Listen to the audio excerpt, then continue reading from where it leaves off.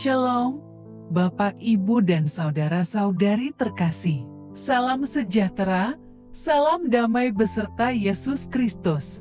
Marilah kita membaca, mendengarkan, dan merenungkan sejenak firman Allah.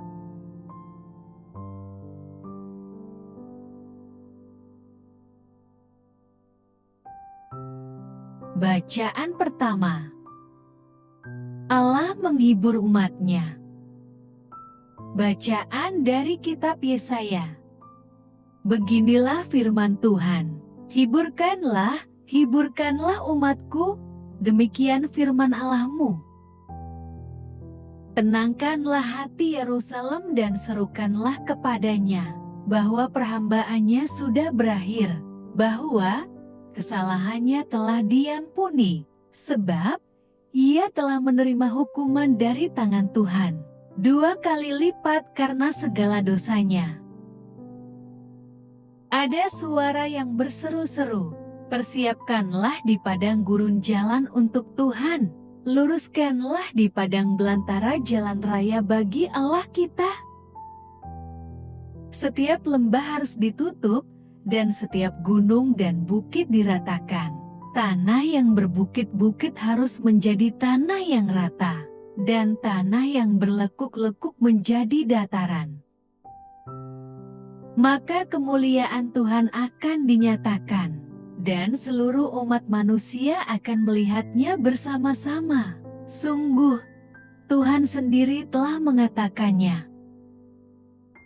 Ada suara yang berkata, "Berserulah," jawabku. Apakah yang harus kuserukan? Seluruh umat manusia adalah seperti rumput, dan semua semaraknya seperti bunga di padang. Rumput menjadi kering, bunga menjadi layu, apabila Tuhan menghembusnya dengan nafasnya. Sesungguhnya lah bangsa itu seperti rumput. Rumput menjadi kering, bunga menjadi layu, tetapi firman Allah kita tetap untuk selama-lamanya. Hai Sion, pembawa kabar baik, naiklah ke atas gunung yang tinggi. Hai Yerusalem, pembawa kabar baik, nyaringkanlah suaramu kuat-kuat. Nyaringkanlah suaramu, jangan takut. Katakanlah kepada kota-kota Yehuda, lihat, itu Allahmu. Lihat, itu Tuhan Allah. Ia datang dengan kekuatan dan dengan tangannya ia berkuasa. Lihat, mereka yang menjadi upah jerih payahnya ada bersama-sama dia, dan mereka yang diperolehnya berjalan di hadapannya. Amin. Demikianlah sabda Tuhan. Syukur pada Allah. Mazmur tanggapan. Nyanyikanlah nyanyian baru bagi Tuhan, menyanyilah bagi Tuhan, hai segenap bumi, menyanyilah bagi Tuhan, pujilah namanya, kabarkanlah keselamatan yang daripadanya dari hari ke hari. Biarlah langit bersukacita dan bumi bersorak-sorak, biarlah gemuruh laut serta isinya. Biarlah beria-ria padang, dan segala yang di atasnya, maka segala pohon di hutan bersorak-sorai.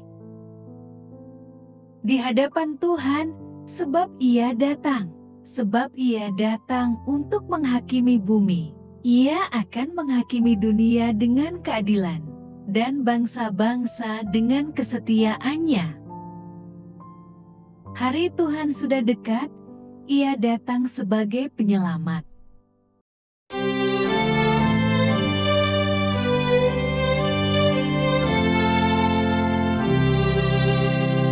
Haleluya.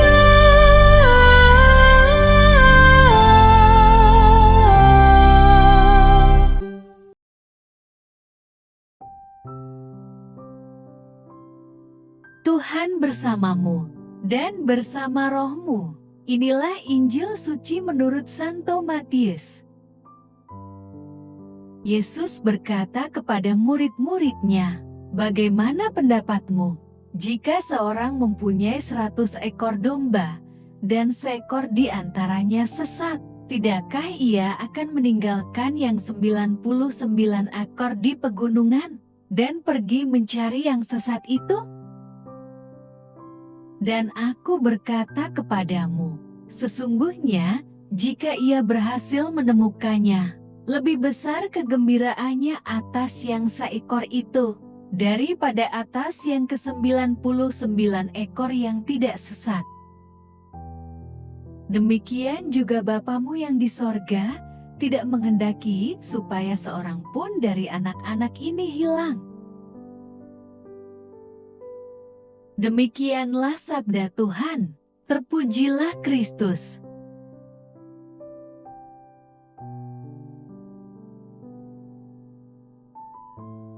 Bapak, Ibu, dan saudara-saudari terkasih, kita semua mungkin pernah mengalami kehilangan sesuatu yang sangat berharga, dan betapa senangnya perasaan kita ketika kita dapat menemukannya kembali. Itulah yang sedang diajarkan Yesus kepada murid-muridnya ketika ia memberikan perumpamaan tentang domba yang hilang. Ketika pemilik kawanan domba tahu bahwa ia kehilangan 1 dari 100 ekor dombanya, maka ia akan pergi mencari domba yang hilang itu. Yesus menekankan bahwa pemilik domba itu akan jauh lebih bersukacita karena menemukan 1 domba yang sesat itu daripada 99 domba yang tidak sesat. Dengan perumpamaan itu, Tuhan Yesus mengajarkan betapa besarnya kasih Allah Bapa di surga, yang tidak menghendaki seorang pun dari anak-anaknya binasa. Itu sebabnya, Allah akan mencari semua umat-Nya yang tersesat untuk dibawa pulang. Para murid bukanlah binatang domba yang sesungguhnya. Mereka adalah manusia yang dapat memberikan teguran jika ada dari antara mereka yang berbuat dosa, menyimpang, atau tersesat dari jalan yang seharusnya. Mereka dapat menasihati secara pribadi dengan beberapa orang atau saksi, atau bahkan di hadapan seluruh jemaat, dengan tujuan untuk mendapatkan saudaranya itu kembali. Dan, sebagai pilihan terakhir, jika orang yang tersesat itu tetap berkeras hati, maka ia harus dikucilkan dari antara mereka. Yesus memberi wewenang khusus kepada murid-muridnya untuk memutuskan apakah akan menerima atau menolak seseorang dalam kehidupan berjemaat pada saat itu.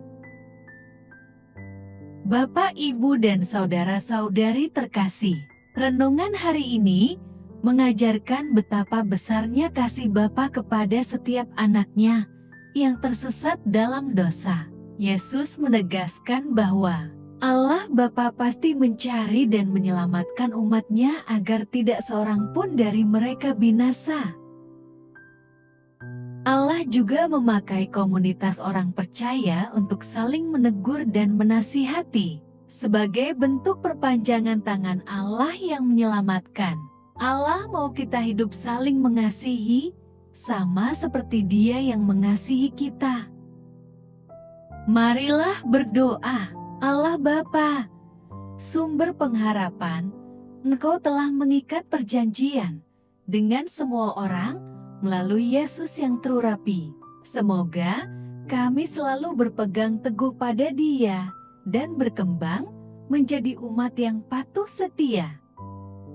Dengan pengantaraan Yesus Kristus, Putra-Mu, Tuhan kami yang bersama Dikau, dalam persatuan Roh Kudus, hidup dan berkuasa, Allah, sepanjang segala masa. Dalam nama Bapa, Putra, dan Roh Kudus. Amin. Terima kasih sudah mendengarkan dan merenungkan firman Allah. Jangan lupa subscribe dan jangan lupa juga aktifkan loncengnya. Terima kasih, Tuhan Yesus memberkati.